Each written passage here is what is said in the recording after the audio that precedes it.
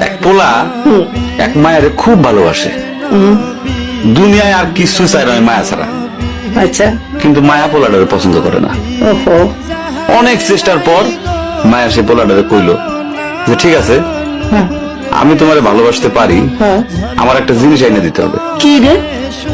পোলাটা তখন কইলো যে তোমারে পাওয়ার লিগা আমি দুনিয়ার যে কোনো জায়গা থেকে যে কোনো জিনিস এনে দিতে পারি। হ্যাঁ হ্যাঁ। মায়েরা তখন কইলো তুমি তোমার মায়ের কলিজাটা আমার আইনা দাও। কি কর কি কর কি কি কি- মনে হয় না? কি গল্প শোনালি দিদু?